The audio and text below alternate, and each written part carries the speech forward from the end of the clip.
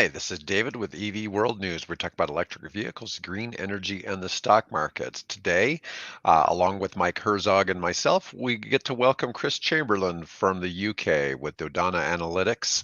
Excited to have you here today, Chris. How are you doing? Thank you very much. Yeah, pleased to be here. Thank you for inviting me. And I appreciate you doing this in the evening time because I know it's a little different because we have a pretty big 6 or 7 hour time offset from where we're at in Central Yeah, to it's where all you're in good. the I'm doing UK. a lot in the US at the moment. So yeah, I used to have hobbies in the evening. Now I try and promote our company into the US. It's very different. So So you're in the analytics field, but it's specifically you work predominantly with charging stations, right? Yeah, mostly with yeah the European phrase is charge point operators. There or Okay. North America, you have a company called Charge Point. So, but I believe the CPOs or charge point operators is a term that's becoming global now. Well, that's interesting. Is the company ChargePoint in the U in Europe as well, or are they just in the US? They have a very small footprint. They're not a dominant player here at the moment. Okay. Okay. So tell us a little bit about Dodana. Yeah, so firstly, I'll say I work for a technical company, but I'm not technical. So I'm technical to a point. But so don't we have people that have got PhDs and master's degrees in data science. That's not me. But I have an understanding of the business benefits and what the legacy that it's trying to take. So essentially, as we move on this path or trajectory towards e-mobility, and we're about 3% penetration in Europe. I think it's slightly lower than that in the US. One of the big barriers to entry for consumers and businesses to adopt cleaner forms of transportation, particularly EV, is knowing how you're going to be able to operate those vehicles. And it's Right. very different from putting a wet fuel hose into your car and wait until it goes click. It requires a little bit more planning and foresight and the right flavor of chargers, whether it's high powered or AC charging, and having that in the right place where the demand is. Well, I know like in the cell phone business, they have cell phone towers. They're denser where there's more people, and then you get out somewhere where it's really rural, and you might be lucky to get a signal because it's so far between subscribers. I'm sure what you're trying to accomplish is probably very similar. Yeah, I mean, I think I'm old enough to remember when cell phones were still new, and you'd move 50 meters and suddenly you had no coverage, right? And that's the way it was. And I think we're in a similar position with e-mobility and of not everything being in the right place. But I think it's important that globally that we don't waste assets. The planet has a limited amount of resource, and we probably burned the candle at both ends for a while now, and we arguably need to change that. Right. So when you were talking about the 3% penetration, you're talking about as far as all people who drive cars, or Yeah. and is that globally or is that just in certain parts of It's the world? in Europe, yes, that's the in the UK, that's about what it is. It's higher in some of the places like Norway that have really embraced and taken this on. I think the key is one of the things that we're really focused on is who's driving 200 miles a day rather than 200 miles a week. So, the fleets, the people that are giving out Amazon deliveries, the Uber drivers, those kinds of people that are making mobility a lot more efficient. And that's how do you service that segment rather than someone that's taking their kids to school or going to the grocery store twice a week or those kinds of things. So one of the things that we really look at is where similar to your cell phone analogy, where is the demand going to be, and where do what's the density that needs to be there of chargers. What's the dwell time? If someone's spending 30 minutes there, or they're on a much longer journey, they don't want to stop for 4 or 5 hours on a slow AC charger.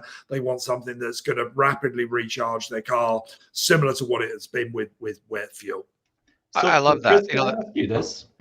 Is your clientele more on kind of the civic planning, figuring out from a city basis, where should we be laying this out, or do you support more in the kind of private industry of, hey, we want to have this spaced out, spatially correct, and understand from our own internal fleet, like kind of our own private network of chargers versus a more broader public civic network of those? It's a little of both. The public entities or the municipalities are becoming more involved. And that's because they hold a lot of the public funding that's there, whether it's your CFI program or part of the Inflation Reduction Act, those kinds of things. So often the municipalities, especially when it's public infrastructure, either the curbside or municipal car parks, then they have a vested interest in that. And they also want to support local businesses in their area. However, mostly in Europe, it has been led by private enterprises. And I think that some of the bigger players in North America, or the big early players, EVgo, Electrify America, ChargePoint, and the like, they've been private entities. But I think in order to really achieve this, it needs to be a cooperation between those, the public and private. Some of the money's coming from public, but some of the money is also coming from the private enterprises that tend to be venture backed for the most part. So I love this because one of the things, the big criticism you always have EVs is range anxiety. And, you're helping address those issues. So tell me a little bit about how you work. What does your client avatar look like? So it varies, but it's mostly public charging networks. I think most people, if they're able to, will at least charge their vehicles at home. So if they've got access to proprietary off-street parking, they will charge at home, and that deals with part of the problem. The range that you mentioned, David. But that then it's not an A to B problem, because you've probably got enough range to be able to go most 90% of the journeys that most of us, including businesses, actually make. It's actually then becomes a B to A problem. So you can go 200 miles, but how are you going to get back to where you wanted to be in where you started? And I think that's a problem that and there is quite a lot of FUD, or fear, uncertainty, and doubt that that some of the press put about this. I think more than 95% of my journeys as an individual that I make, are less than 100 miles. So that's okay. That's okay, right? So it's the edge cases that are there, and then how the business is actually run. But I think the range is steadily improving in cars and in vehicles in general, and improved how they're going to operate them. But I think probably here in Europe, there's less about range anxiety. We have about 10% of the chargers that public chargers that are envisaged will be needed by 2030. So we have the UK hit 50,000 chargers at the end of last year, and it's estimated that there's about 500,000 chargers that will be needed by 2030. So In that's UK alone. yeah. That's Wow. so it's about Wow. 350 chargers that need to go into the ground every day. And in the US, we estimate that it's about 1,000 chargers that go. So is that lined up with the adoption rates as well? So you're kind of playing both of those together. Hey, as we see this Yeah. higher penetration, this is what we're going to need to tackle that. So Wow. it's not the data, not just the data, it's the data science that sits with the data to be able to have the best data to make the best informed predictions about what the future is going to look like. And because these are commercial entities, in many instances, if they get it wrong, and the industry was getting it wrong by McKinsey had estimated that 4 out of 10 chargers would never make money. That's not the basis to build a business. Basically, you can't get No, it it's wrong not. really half the time. So it's important to make sure that the right chargers go in the right places. So, you told me before that you've worked as an example, you've had like restaurant chains contacted. You want to talk about that a little bit? Yeah, so it's interesting. I think one of the premises that we have is put public charge in places where people already spend time. So whether that's a restaurant chain, a cinema, a golf course, or wherever it may be. I don't want to go and sit in my car for 3 hours and charge in a dark car park in the middle of nowhere. Whereas if I can go to the cinema at the same time, that's okay, and I'm kind of multitasking if you want at that point. And I think that inevitably, if you're on a long journey, you will have to have ideally DC fast charging, level 3, level 4. You will have to stop along the way, and yes, it will take a little longer than to fill up with wet fuel. But how do you make it as convenient, and how do you co-term it with your life's other activities or other business activities? So one of the things we're trying to do is place charging bays at loading bays. So where is either a tradesperson or a Amazon driver, where are they stopping for 30 minutes anyway? That's going to be a good place for intraday charging, where it's not affecting their business, where they lose their margin. But a restaurant and a hotel is probably a good example. So you probably need a mixture of both AC and DC charging there, because you've got people that are going for a meal that are going to want to charge quickly, or you've got guests that are staying overnight that will happily charge their car for 10 hours. So if you look at what a DC charger costs, is about 10 times what an AC charger costs for the hardware. So you're kind of, how do you get that blend right and make sure that you don't have someone plugged in for 10 hours to a DC charger that's cost you $50,000? That doesn't make sense. How can you get multiple charger events to happen during that time? Right. I get that. I've always wondered that about with hotels, because eventually lots of hotels have spots for maybe 2 or 4 cars to charge. But, if you had 50% of the hotel guests NEVs, you'd have a fight on your hands.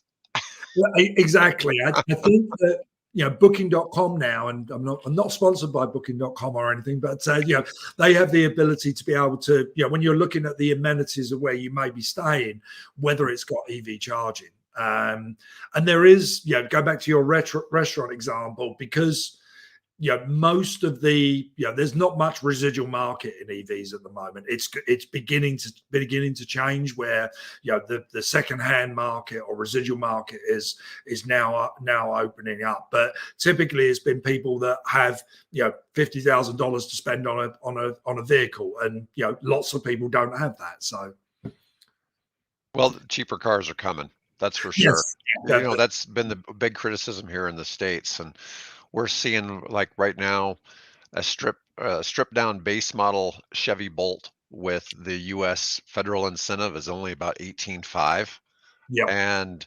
VinFast, which is a Vietnamese automaker that's coming into the U.S., they have a cute looking little SUV that's not very large. That's going to be about $20,000 and won't be eligible for any federal rebates. Probably be eligible for state rebates, but I think that one's going to be really popular. It looks really good, and it doesn't look.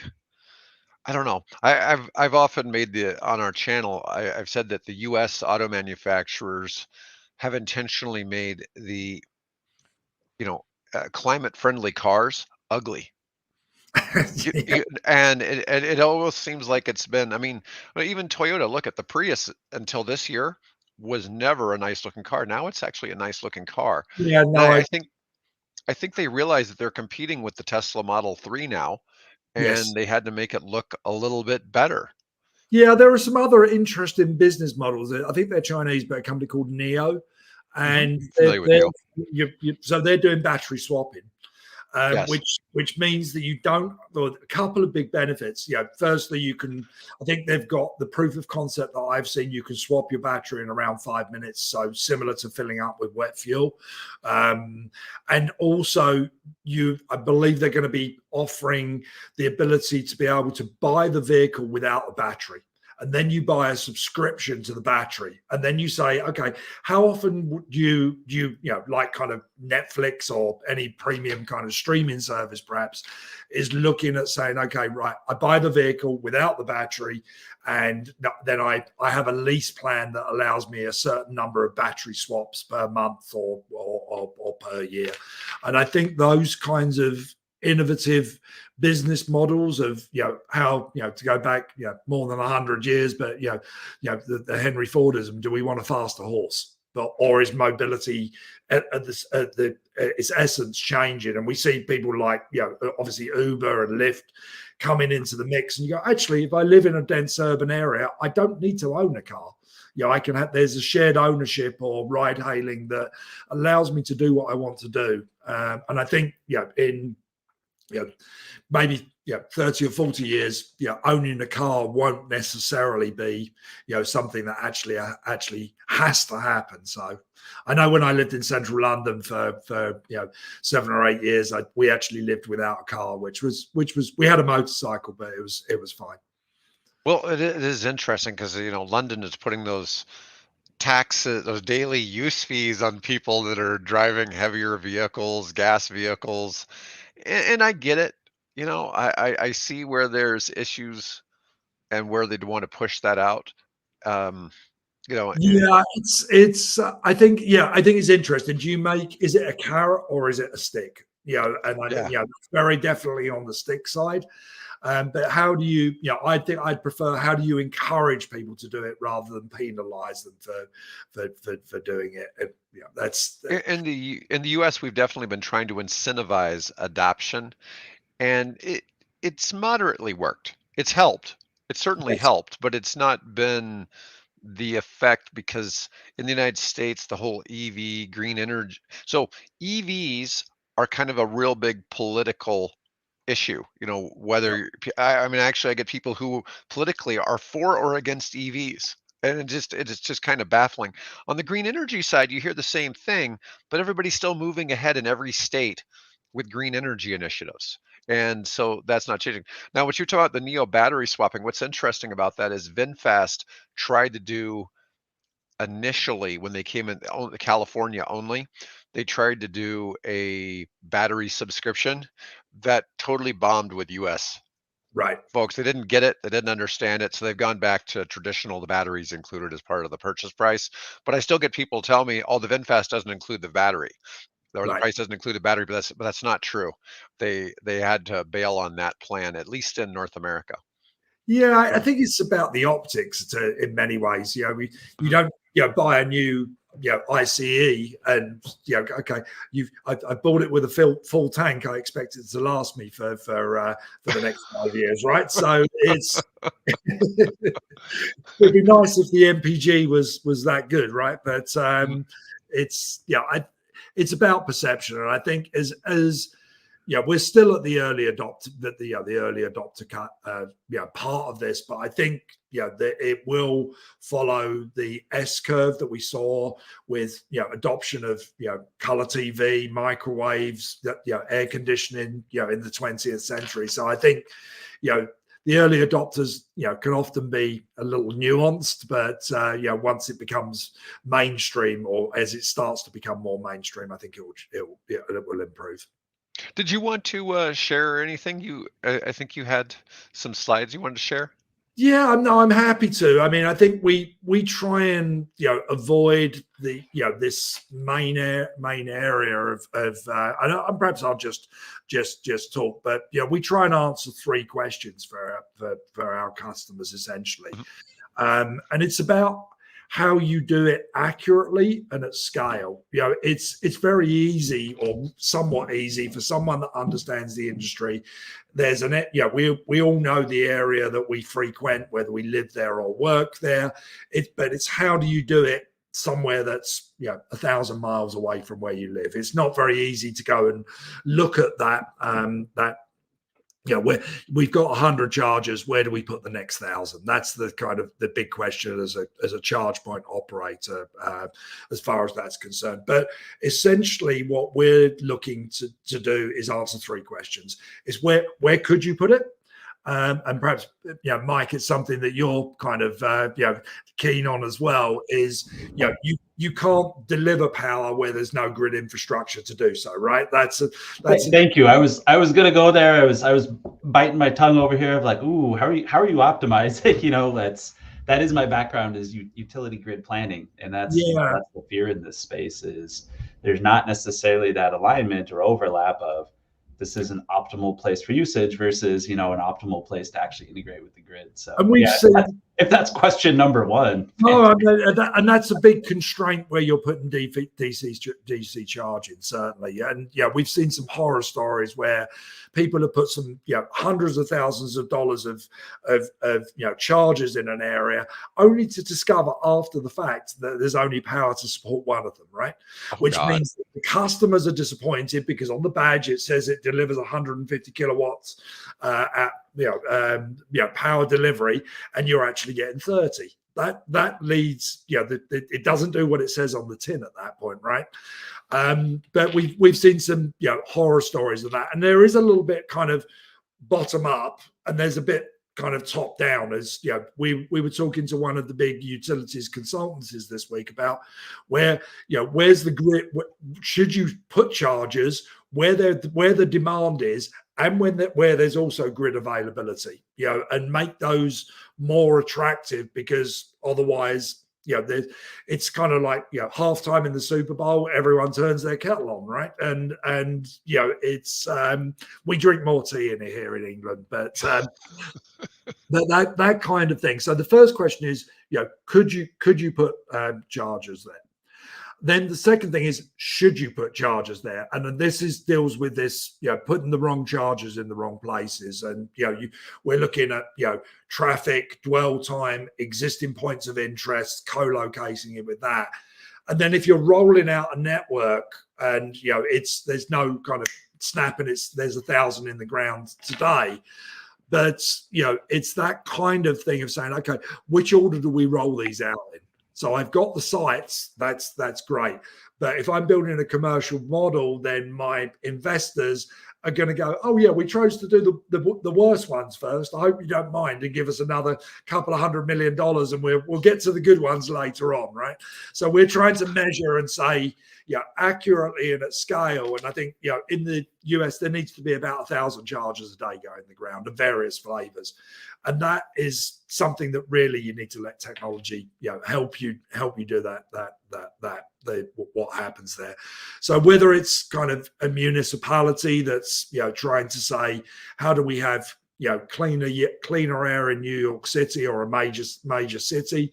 And how do we encourage not to have ICEs that are spewing diesel fumes out and affecting people. So it's really those three questions: where could you put it, where should you put it, and which ones should you do first? That's kind of what we do, and we're doing that accurately and at scale, so we can look at a major city and say, okay, there's a lot of multi-occupancy dwellings here, or people that don't have access to proprietary off-street parking. How do we encourage those people? And it's a little bit of chicken and egg. How do we encourage? Where would we put 10,000 chargers in New York City? And it takes a minute or two for all the data to run in the background, but we can then put that in there, and looking at parking regulations, overlaying that kind of data as well. But there's a big problem that needs to be dealt with, and we're trying to help deal with it, basically. So Mike and I both live in Nebraska, which is a fairly rural state. We're known for corn and bad weather. I don't know. I used to get steaks when I lived in California from Omaha Steaks. There you go. Yeah. The beef industry is big here too. And what's interesting is, the United States has a population probably about 4 to 5 times that of the UK, Yeah. but we're probably 10 to 20 times bigger geographically. So you Yes. have way more density of population in your country, and you also have slightly better adoption of EVs. So in Yes. the United States, where Mike and I live, there's not a lot of people driving them.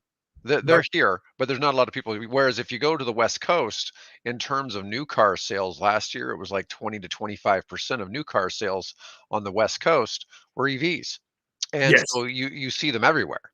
And I realized, like we you talked about, like Norway. Well, Norway last year was like 90% EVs in Yes. terms of new car sales, and they've really made a push. I mean, they wiped out the VAT, and I think in Norway that's about half the price of the car.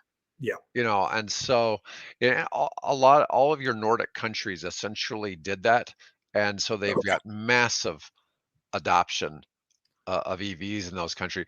But like where we're at, it's a long haul. I mean, just to drive from Omaha to Kansas City is 225 miles. It's about 300 kilometers, Yeah. drive down there. And most people, if they're charging, they stop in this little town called St. Joseph, a really Mhm. popular place to charge. But there, there's getting to be where there's chargers kind of everywhere if you're taking long distance trips. But I'm sure that people get different issues. We're at a part of the country where Omaha has a population of like 900,000 in the whole metro. Yeah. The city limits is like 400,000, but with all the suburbs and all that, it's not a very big city, especially not like on a world scale or anything like that. I get talk to people all the time, and they keep mixing it up with, you live in Oklahoma, right? It's like, no, Omaha. Omaha's in Nebraska. Warren Buffett lives here. Oh, we know who Warren is. You know, it's really funny because I used to live in Memphis. People from other countries didn't necessarily know what Memphis was. Then I'd mention Elvis Presley. If they were old enough, then they got the Elvis Presley relationship. But otherwise, if they were too young, they might not know who Elvis Presley was. Yeah. But everybody knows who Warren Buffett is because the guy's like 90 years old. He's been around forever. Yes. And, he was the world's richest man at one time, and he's still damn close, Yeah. you No, know? no, definitely. I think Yeah. that comes back to the B2A problem. Hmm. It's, I guess, many or most people in your city or, the more sparsely populated cities or states, have the ability to be able to charge at home, and they will in that will deal with, many of the kind of local journeys. I think when the residual market comes online. I don't know what the stat is for the US, but here in the UK, about close to 80% of people over their whole lifetime will never buy a new vehicle. And that, so the residual market needs to come online for most drivers, right? So I think perhaps when we look at one of the ways that the OEMs have seeded the market or brought new models online has been through the rental car industry, where you can sell 100,000 vehicles to Hertz or Avis, and that creates a natural residual market over time. That's not worked quite as well, but I think that's part of the fact of hire cars not having you're in an area probably that you're not familiar with. Where are the chargers? There's apps that are improving that. But I think it's those longer distances, certainly. And I was talking to the person responsible for mobility in Colorado, and they've got again, mostly sparsely populated, Boulder, and a few other cities that are are large enough to do something like that, but they also have a big tourist Yes. population. And I think those kinds of areas, again, people have probably driven a long distance to get there. They're going to have to charge when they're there. They can't access their home chargers, so they will need understanding the data to be able to encourage tourism in an area, say for example, and make sure that you're still attracting the right people. So there's lots of moving parts in this, and so probably anyone that tells you that it's simple doesn't understand the problem. You mentioned like about the power, and it's Yeah, we're used to flipping the switch and the lights come on, right? And that may not be the case, or people will have to learn to live with brownouts. It's which is not ideal. So I think that's why it requires a high level of scrutiny or understanding in order to be able to do that. Well, and what's so interesting, you mentioned Colorado. So just the geography of the United States, we border Colorado, and like David mentioned, we're 450 miles from side to side, so 600, 700 kilometers, somewhere in there, and there's not a lot there. There's not a lot of gasoline infrastructure.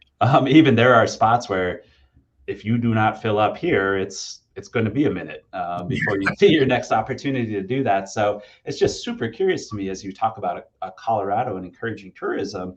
If somebody's going to come from the east, they have to come through here, and effectively, they're crossing the Great Prairie of the United States, and they need to be able to have those opportunities in there. So as you look at a Colorado plan, how does that influence a Nebraska plan, and how do those two have to work together and kind I of think match they up in should that work. space?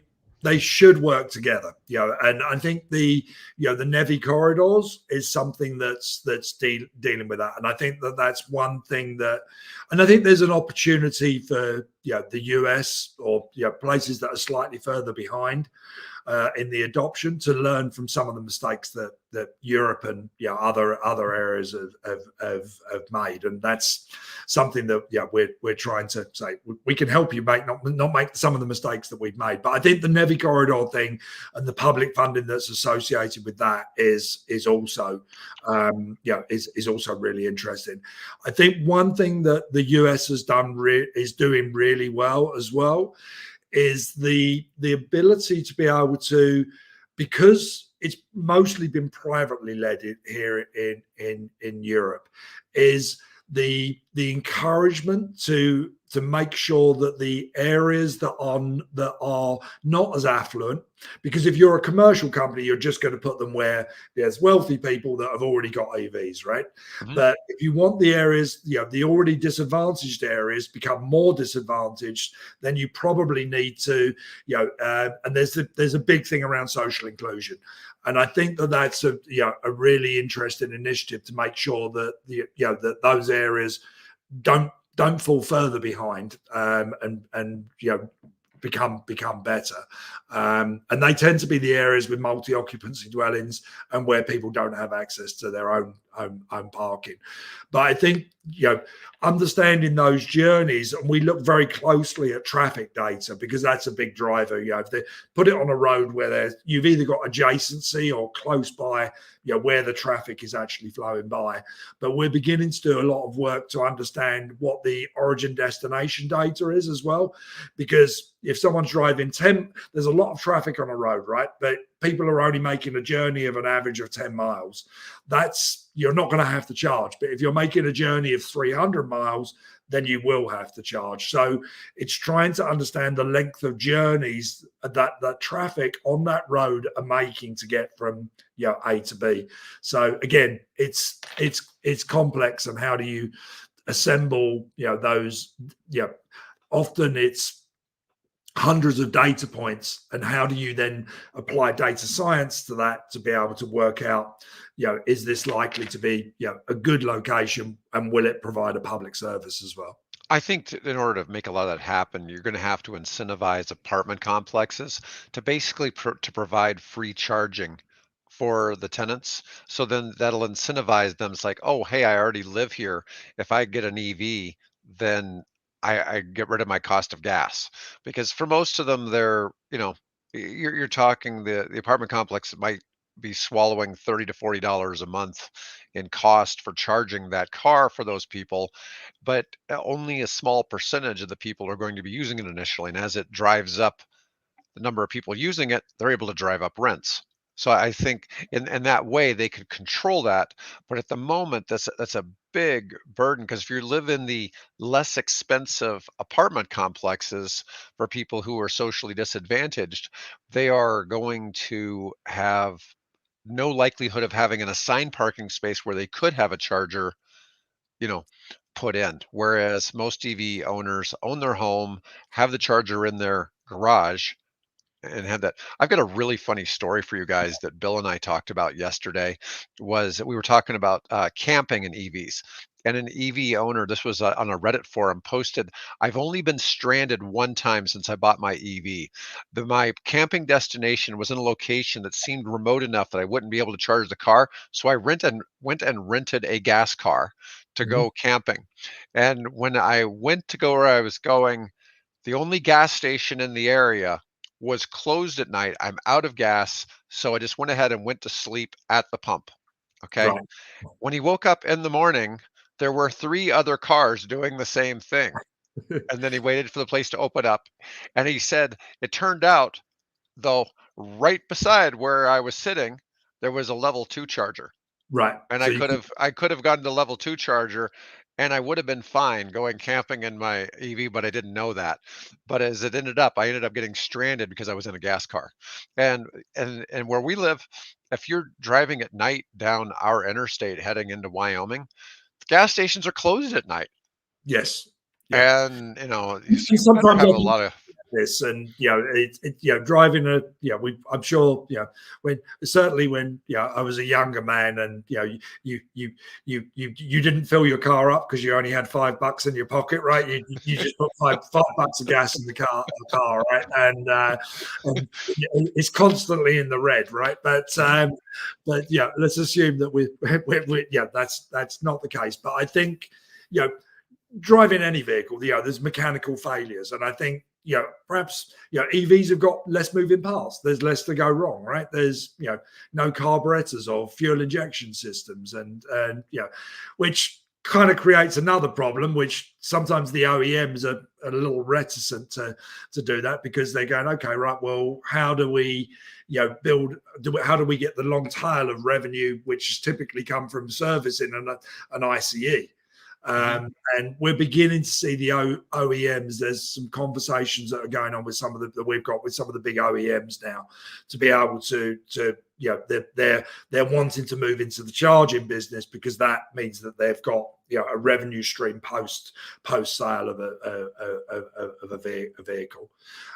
We're also starting to see some of the higher end OEMs are kind of almost offering that concierge experience that improves the experience as well. You get into, or I know that my car knows, because I've got a journey planned on my phone, that I'm going to be driving, early tomorrow morning.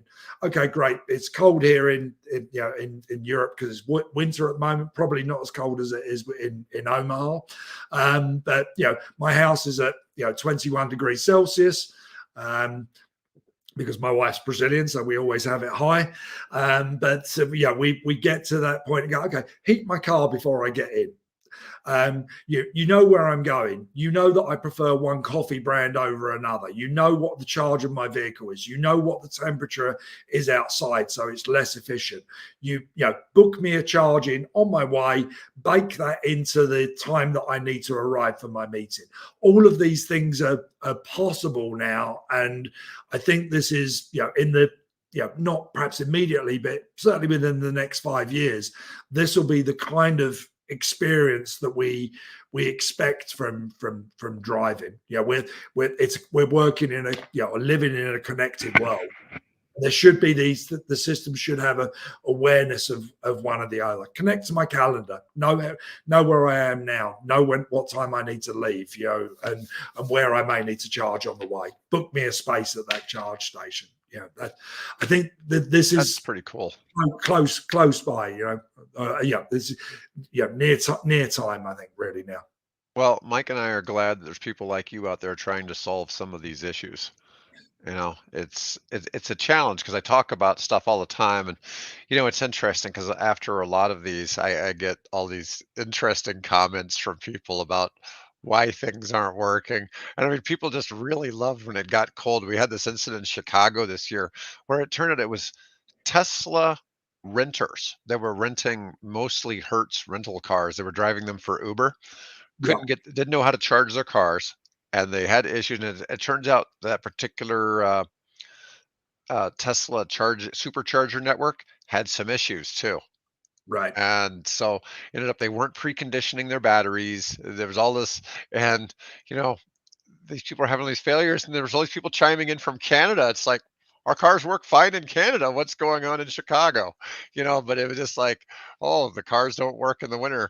And it's like, and then it's like, but what about Norway? Norway's colder than the US, and they're all driving them over there. Hell, I did something about an electric snowplow that was a semi truck with 1,000 kilowatt hour battery. Can you Right. imagine that? That's 10 Tesla long range for that Yeah. battery. That's huge. But Don't expect anyways, to operate that vehicle on an AC slow charger. That's to no, put the right charger in the right place, right? I did not inquire about what, because that's probably what they probably takes two level 4 chargers to get that thing juiced up. And I That's think, funny. Just charge it all summer long to be ready for the winter. right, You'll there be you ready go. to go. With That's solar, right? Solar or wind, right? right. Yeah. But I just thought, man, that's interesting. I've said before, one of my thoughts is at some point, if there's enough chargers out there, why couldn't we have the battery be split in two where you could charge from both sides of the car? Just like tractor trailers fill up diesel from both two tanks at the same time, and that would easily have the time of juicing up a car. Yes, yeah, I think yeah, I did own a car back in the day that had dual fuel tanks actually, but given gasoline prices today, that would be eye-wateringly expensive to fill up. But I think these are things that we'll kind of learn along the way, whether and whether it's battery swapping or if these are longer range vehicles, then or you're doing lots of those things, then maybe you have those that kind of scenario, or where does the battery go? Does it go in the now, because there's no engine to speak of, there's a drivetrain but no engine, so there's a frunk, right? So but my pet peeve is even the SUVs, because they put the battery in the back. I have 3 large dogs, and I can't fit 3 large dogs in because the head height is it's been taken up with having the battery in the back. So there are these edge. I'm an edge case in that scenario, but it's these are things that that will need to be dealt with at some point. All right. Well, Chris, I love the fact you came on with us today. Appreciate you doing the interview today. And for the folks that watch this, we appreciate you watching. Make sure to leave us a comment. And I'm going to go ahead and end the stream for today.